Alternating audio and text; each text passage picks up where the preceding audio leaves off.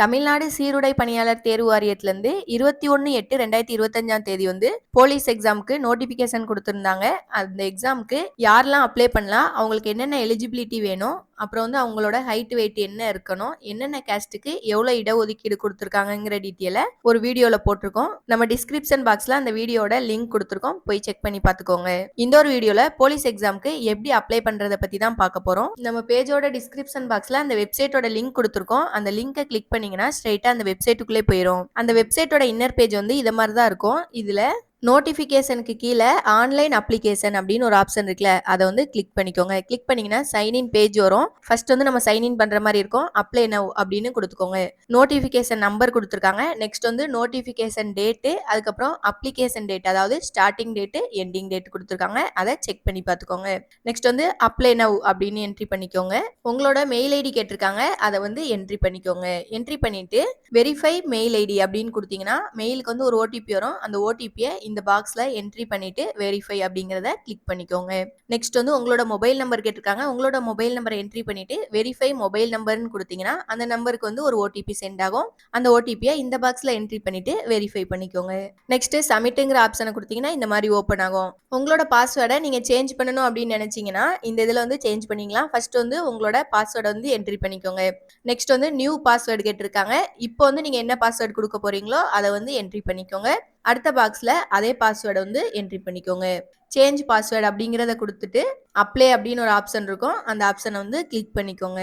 பொது தேர்வு 2025 ஆண்டிற்கான விண்ணப்பம் அப்படின்னு சொல்லிட்டு ஒரு பேஜ் ஓப்பன் ஆகும். ஃபர்ஸ்ட் வந்து அறிவிக்கை எண் மற்றும் தேதி, அதாவது நோட்டிபிகேஷன் டேட் கொடுத்துருக்காங்க.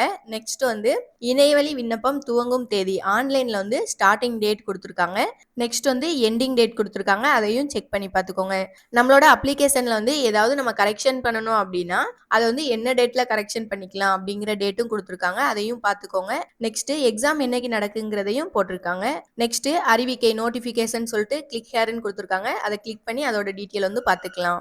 நெக்ஸ்ட் வந்து அறிவுரைகள் அப்படின்னு சொல்லிட்டு ஒன்று கொடுத்துருக்காங்க. கிளிக் ஹேர்ல போயிட்டு அந்த இதையும் நீங்க டீட்டெயிலா தெரிஞ்சுக்கலாம். இந்த ஆப்ஷனை கொடுத்துட்டு ப்ராசஸ் அப்படின்னு கொடுத்துக்கோங்க. ஒரு ஃபார்ம் ஓப்பன் ஆகும். தனிப்பட்ட விவரங்கள்னு சொல்லிட்டு ஃபர்ஸ்ட் வந்து உங்களோட பேரு 10th மார்க் ஷீட்ல என்ன பேர் இருக்கோ அந்த பேரை வந்து இதுல என்ட்ரி பண்ணிக்கோங்க. நெக்ஸ்ட் வந்து நீங்க பேரை வந்து சேஞ்ச் பண்ணிருக்கீங்க அப்படின்னா இந்த பாக்ஸ்ல வந்து எஸ் கொடுத்துக்கோங்க, அப்படி இல்லைன்னா நோ கொடுத்துக்கோங்க. நெக்ஸ்ட் வந்து உங்களோட ஜெண்டர் கேட்டிருக்காங்க. உங்களோட ஜெண்டரை இந்த பாக்ஸ்ல என்ட்ரி பண்ணிக்கோங்க. அப்புறம் உங்களோட டேட் ஆஃப் பர்த் கேட்டிருக்காங்க. 10th மார்க் ஷீட்ல என்ன டேட் இருக்கோ அந்த டேட்டை கொடுத்துக்கோங்க. அப்புறம் உங்களோட ஏஜ் கேட்டிருக்காங்க. உங்களோட ஏஜை ஃபில் பண்ணிட்டு நெக்ஸ்ட் ஃபாதர் நேம், உங்க அப்பாவோட பேர் கேட்டிருக்காங்க, அதையும் என்ட்ரி பண்ணிக்கோங்க. நெக்ஸ்ட் மதர் நேம் கேட்டிருக்காங்க. உங்க அம்மா பேரை என்ட்ரி பண்ணிட்டு பாதுகாவலரின் பேர் கொடுத்திருக்காங்க, அதை வந்து என்ட்ரி பண்ணனா என்ட்ரி பண்ணிக்கலாம். நெக்ஸ்ட் வந்து குடியுரிமை அப்படின்னு கொடுத்திருக்காங்க. சிட்டிசன் ஆஃப் இந்தியா அப்படிங்கிறத செலக்ட் பண்ணிக்கோங்க. நெக்ஸ்ட் மதம், உங்களோட மதத்தை செலக்ட் பண்ணிக்கோங்க. நீங்க வந்து மேரிடா அன்மேரிடான்னு கேட்டிருக்காங்க, அதையும் ஃபில் பண்ணிக்கோங்க. யுவர் பிரெக்னன்சி ஸ்டேட்டஸ்ன்னு கொடுத்திருக்காங்க. நீங்க பிரெக்னெண்டா இருக்கீங்க அப்படின்னா எஸ் கொடுத்துக்கோங்க, அப்படி இல்லைன்னா நோ கொடுத்துக்கோங்க. நெக்ஸ்ட் வந்து ஐடென்டிஃபிகேஷன் மார்க்னு சொல்லிட்டு ஒரு 2 பாக்ஸ்ல கேட்டிருக்காங்க. அந்த ரெண்டையுமே ஃபில் பண்ணிக்கோங்க. ஃபில் பண்ணிட்டு நெக்ஸ்ட் நீங்க வந்து குடியரசுத் தலைவரின் சாரணர் சாரணியர் விருதை பெற்றவரா அப்படின்னு கேட்டிருக்காங்க. ஆம்னா ஆம் கொடுத்துக்கோங்க, அப்படி இல்லைன்னா இல்லைன்னு கொடுத்துக்கோங்க. நெக்ஸ்ட் வந்து வகுப்பு மற்றும் சாதி சான்றிதழ் விவரங்கள் அப்படின்னு சொல்லிட்டு கொடுத்துருக்காங்க. நீங்க வந்து கவர்மெண்ட்ல இருந்து கம்யூனிட்டி சர்டிபிகேட் வாங்கியிருக்கீங்களா அப்படின்னு கொடுத்துருக்காங்க. எஸ்னா எஸ் கொடுத்துக்கோங்க, அப்படி இல்லைன்னா நோ கொடுத்துக்கோங்க. நெக்ஸ்ட் வந்து கம்யூனிட்டி, நீங்க வந்து என்ன வகுப்பை சார்ந்தவர் அப்படின்னு கேட்டிருக்காங்க. அதையும் ஃபில் பண்ணிக்கோங்க. கரெக்டா என்ட்ரி பண்ணிருக்கீங்க அப்படின்னா எஸ் அப்படிங்கறத செலக்ட் பண்ணிக்கோங்க. நெக்ஸ்ட் வந்து சாதி உட்பிரிவின் பெயர் கேட்டிருக்காங்க. உங்களோட கேஸ்ட் நேம் இதுல வந்து என்ட்ரி பண்ணிக்கோங்க. என்ட்ரி பண்ணிட்டு நெக்ஸ்ட் வந்து சாதி சான்றிதழ் வழங்கும் இடம், நீங்க வந்து எங்க வாங்குனீங்கன்னு கேட்டிருக்காங்க. அதையும் ஃபில் பண்ணிக்கோங்க. சாதி சான்றிதழ் வழங்கிய அதிகாரியின் பெயர் கேட்டிருக்காங்க. நீங்க யார்கிட்ட கம்யூனிட்டி சர்டிபிகேட் வாங்குனீங்களோ அவங்களோட டீட்டெயிலையும் என்ட்ரி பண்ணிக்கோங்க. என்ட்ரி பண்ணிட்டு சாதி சான்றிதழ் வந்து என்ன டேட்ல வாங்குனீங்கன்னு கேட்டிருக்காங்க. அதையும் ஃபில் பண்ணிக்கோங்க. கம்யூனிட்டி சர்டிபிகேட்டோட நம்பர் கேட்டிருக்காங்க. அந்த நம்பரை இந்த பாக்ஸ்ல ஃபில் பண்ணிக்கோங்க. நெக்ஸ்ட் வந்து பதவி முன்னுரிமை அப்படின்னு சொல்லிட்டு பதவி முன்னுரிமை ஒன்றில் வந்து நீங்கள் என்ன ஒர்க்குக்கு எக்ஸாம் எழுத போகிறீங்க, அதாவது ஒரு 3 கேட்டகரி கொடுத்துருந்தாங்க. அதில் என்ன கேட்டகரின்னு கேட்டிருக்காங்க, அதை ஃபில் பண்ணிக்கோங்க. ஃபில் பண்ணிவிட்டு அது இல்லை அப்படின்னா நெக்ஸ்ட் என்ன ஒர்க் அப்படின்னு கேட்டிருக்காங்க, அதையும் என்ட்ரி பண்ணிக்கோங்க. என்ட்ரி பண்ணிவிட்டு 3வது ஒன்று கேட்டிருக்காங்க, அதையும் ஃபில் பண்ணிக்கோங்க. ஃபில் பண்ணிட்டு இந்த ஆப்ஷனை கொடுத்துட்டு சேவ் அண்ட் ப்ராசஸ் அப்படிங்கிறத செலக்ட் பண்ணிக்கோங்க. நெக்ஸ்ட் வந்து தொடர்பு முகவரி அப்படின்னு சொல்லிட்டு கேட்டிருக்காங்க. ஃபர்ஸ்ட் வந்து உங்களோட அட்ரஸ் கேட்டிருக்காங்க. உங்களோட அட்ரஸை என்ட்ரி பண்ணிக்கோங்க. நெக்ஸ்ட் வந்து உங்களோட மாநிலம் கேட்டிருக்காங்க. உங்களோட மாநிலம் என்ட்ரி பண்ணிட்டு நெக்ஸ்ட் டிஸ்ட்ரிக்ட் கேட்டிருக்காங்க, டிஸ்ட்ரிக்டை செலக்ட் பண்ணிக்கோங்க. அப்புறம் வந்து பின்கோட் நம்பர் கேட்டிருக்காங்க, உங்களோட பின்கோட் நம்பரை என்ட்ரி பண்ணிக்கோங்க. என்ட்ரி பண்ணிட்டு உங்க ஏரியாவுக்கு பக்கத்துல இருக்க போலீஸ் ஸ்டேஷன் கேட்டிருக்காங்க, அதையும் ஃபில் பண்ணிக்கோங்க. ஃபில் பண்ணிட்டு அதுக்கப்புறம் நிரந்தர முகவரி அப்படின்னு கேட்டிருக்காங்க. நீங்க வந்து ஒரே அட்ரஸ்ல தான் இருக்கீங்க அப்படின்னா இந்த ஆப்ஷனை கிளிக் பண்ணிக்கோங்க. நெக்ஸ்ட் வந்து உங்களோட மெயில் ஐடி மொபைல் நம்பர் கரெக்டான்னு செக் பண்ணி பார்த்துட்டு இந்த ஆப்ஷனை கொடுத்துட்டு சேவ் அண்ட் ப்ராசஸ் அப்படின்னு என்ட்ரி பண்ணிக்கோங்க. 10ஆம் வகுப்பு விவரங்கள் அப்படின்னு சொல்லிட்டு கேட்டிருக்காங்க. உங்களோட சர்டிபிகேட் நம்பர் கேட்டிருக்காங்க. ஃபர்ஸ்ட் உங்களோட சர்டிபிகேட் நம்பரை என்ட்ரி பண்ணிக்கோங்க. நெக்ஸ்ட் வந்து பயின்ற முறைன்னு கேட்டிருக்காங்க, ரெகுலரா பிரைவேட்டான்னு என்ட்ரி பண்ணிக்கோங்க. என்ட்ரி பண்ணிட்டு பள்ளி நிறுவனத்தின் பெயர், அதாவது உங்க ஸ்கூலோட நேம் கேட்டிருக்காங்க, அதையும் ஃபில் பண்ணிக்கோங்க. நெக்ஸ்ட் வந்து நேம் ஆஃப் த போர்டு கேட்டிருக்காங்க, நீங்க என்ன போர்டில் படிச்சீங்களோ அதை வந்து செலக்ட் பண்ணிக்கோங்க. நெக்ஸ்ட் நீங்க படிக்கும் போது தமிழ்ல வந்து ஒரு பாடமா படிச்சீங்களா அப்படின்னு கேட்டிருக்காங்க, ஆம்னா ஆம் கொடுத்துக்கோங்க, அப்படி இல்லைன்னா இல்லைன்னு கொடுத்துக்கோங்க.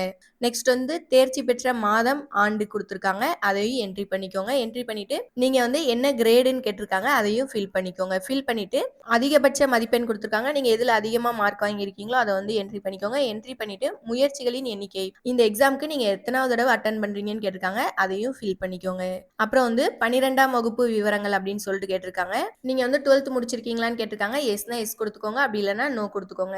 அப்படி முடிச்சிருந்தீங்க அப்படின்னா உங்களோட சர்டிபிகேட் நம்பர், என்ன போர்டுல படிச்சீங்க, அதுக்கப்புறம் என்ன இயர்ல தேர்ச்சி பெற்றீங்க, நீங்க பெற்ற மதிப்பெண் கேட்டிருக்காங்க, அதையும் ஃபில் பண்ணிக்கோங்க. ஃபில் பண்ணிட்டு நீங்க எத்தனை அட்டெம்ப்ட்ல வந்து பாஸ் ஆனீங்க அப்படின்னு கேட்டிருக்காங்க, அதையும் ஃபில் பண்ணிக்கோங்க. ஃபில் பண்ணிட்டு நெக்ஸ்ட் வந்து பட்டய படிப்பு விவரங்கள் அப்படின்னு சொல்லிட்டு கொடுத்துருக்காங்க. நீங்க டிகிரி முடிச்சிருக்கீங்க அப்படின்னா எஸ் கொடுத்துக்கோங்க, அப்படி இல்லைன்னா நோ கொடுத்துக்கோங்க.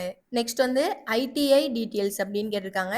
நீங்க வந்து ஐடிஐ முடிச்சிருக்கீங்க அப்படின்னா எஸ் கொடுத்துக்கோங்க, அப்படி இல்லைன்னா நோ கொடுத்துக்கோங்க. நீங்க வந்து யூஜி முடிச்சிருக்கீங்க அப்படின்னா எஸ் கொடுத்துக்கோங்க, அப்படி இல்லைன்னா நோ கொடுத்துக்கோங்க. நெக்ஸ்ட் வந்து ஒருங்கிணைந்த முதுகலை பட்டப்படிப்பு விவரங்கள் அப்படின்னு சொல்லிட்டு கேட்டிருக்காங்க. நீங்க முதுகலை பட்டப்படிப்பு படிச்சிருந்தீங்க அப்படின்னா எஸ் கொடுத்துக்கோங்க, அப்படி இல்லைன்னா நோ கொடுத்துக்கோங்க. நெக்ஸ்ட் வந்து நீங்க ஏதாவது ஒரு பிஜி முடிச்சிருந்தீங்க அப்படின்னா எஸ் கொடுத்துக்கோங்க, அப்படி இல்லைன்னா நோ கொடுத்துக்கோங்க. அப்புறம் வந்து தீயணைப்பு சேவை பயிற்சி அப்படின்னு ஒரு ஆப்ஷன் கொடுத்துருக்காங்க. நீங்க வந்து தீயணைப்பு சேவை பயிற்சி அதுக்கான கிளாஸ் ஏதாவது போனீங்க அப்படின்னா எஸ் கொடுத்துக்கோங்க, அப்படி இல்லைன்னா நோ கொடுத்துக்கோங்க. நெக்ஸ்ட் சேவ் அண்ட் ப்ராசஸ்ன்னு கொடுத்துக்கோங்க. பணியில் முன் அனுபவ விவரங்கள் அப்படின்னு சொல்லிட்டு நீங்க வந்து ஒர்க் பண்றீங்களான்னு கேட்டிருக்காங்க, எஸ்னா எஸ் கொடுத்துக்கோங்க, அப்படி இல்லைன்னா நோ கொடுத்துக்கோங்க. அப்புறம் இந்த ஆப்ஷனை கிளிக் பண்ணிட்டு சேவ் அண்ட் ப்ராசஸ்ன்னு கொடுத்தீங்கன்னா சார்ந்துள்ள வாரிசுக்கான இடஒதுக்கீட்டு விவரங்கள் அப்படின்னு சொல்லி கேட்டிருக்காங்க. உங்களோட பேரண்ட்ஸ் யாராவது இந்த ஒர்க் பண்றாங்க அப்படின்னா ஆம் கொடுத்துக்கோங்க, அப்படி இல்லைன்னா இல்லைன்னு கொடுத்துக்கோங்க. நெக்ஸ்ட் வந்து நீங்க ஸ்போர்ட்ஸ்ல இருக்கீங்களான்னு கேட்டிருக்காங்க. ஸ்போர்ட்ஸ்ல இருக்கீங்க அப்படின்னா எஸ் கொடுத்துக்கோங்க, அப்படி இல்லைன்னா நோ கொடுத்துக்கோங்க. அப்படி எஸ் கொடுத்தீங்க அப்படின்னா என்ன கேம்ல வந்து நீங்க சர்டிபிகேட் வாங்கியிருக்கீங்கன்னு கேட்டிருக்காங்க, அதையும் ஃபில் பண்ணிக்கோங்க. ஃபில் பண்ணிட்டு அந்த டோர்னமெண்ட் நேம் கேட்டிருக்காங்க, அந்த நேமை என்ட்ரி பண்ணிக்கோங்க.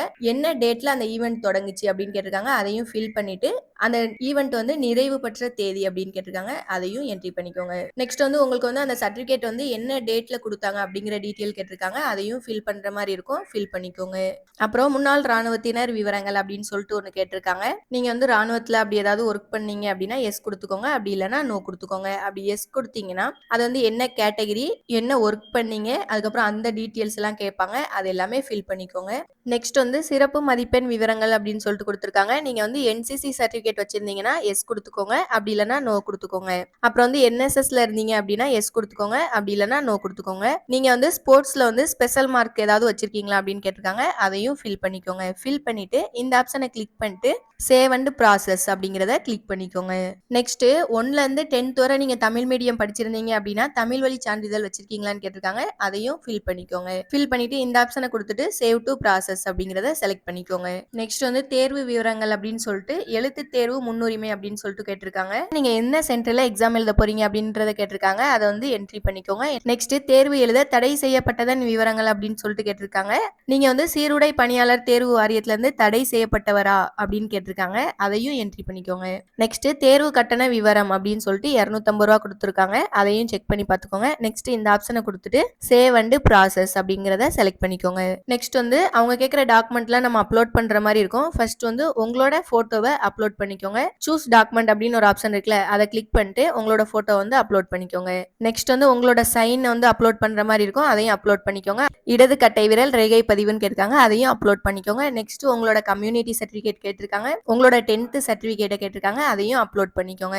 நெக்ஸ்ட் எஸ்எஸ்எல்சி சர்டிபிகேட் ஃபர்ஸ்ட் அட்டெம்ப்ட்னு கேட்டிருக்காங்க, அந்த ஃபைலையும் அப்லோட் பண்ணிக்கோங்க. நெக்ஸ்ட் வந்து எஸ்எஸ்எல்சி சர்டிபிகேட் செகண்ட் அட்டெம்ப்ட் கேட்டிருக்காங்க, அப்புறம் தேர்ட் அட்டெம்ப்ட் கேட்டிருக்காங்க, அந்த ஃபைல்லாம் வச்சிருந்தீங்க அப்படின்னா அப்லோட் பண்ணிக்கோங்க. அப்புறம் வந்து என்எஸ்எஸ் சர்டிபிகேட் சர்டிஃபிகேட் வந்து அப்லோட் பண்ற மாதிரி இருக்கும். அதையும் அப்லோட் பண்ணிக்கோங்க. இந்த ஆப்ஷனை கொடுத்துட்டு சேவ் அண்ட் ப்ராசஸ்ன்னு கொடுத்துக்கோங்க. ஒரு ஃபார்ம் மாதிரி ஓப்பன் ஆகும். இதுல வந்து உங்களோட டீட்டெயில்ஸ் எல்லாமே ஃபில் பண்ணியிருக்கோம். அது எல்லாமே கரெக்டா இருக்கா அப்படிங்கிறத ஒன்ஸ் செக் பண்ணி பார்த்துக்கோங்க. உங்களோட பர்சனல் டீட்டெயில்ஸ், அதுக்கப்புறம் வகுப்பு மற்றும் சாதி சான்றிதழின் விவரங்கள், தொடர்பு முகவரி அதாவது அட்ரஸ், நிரந்தர அட்ரஸ், உங்களோட 10ஆம் வகுப்பு விவரங்கள் அப்படின்னு நம்ம என்னென்ன ஃபில் பண்ணணுமோ அது எல்லாமே கொடுத்துருப்பாங்க. அது எல்லாமே ஒன்ஸ் கரெக்டா இருக்கா அப்படின்னு செக் பண்ணி பார்த்துக்கோங்க.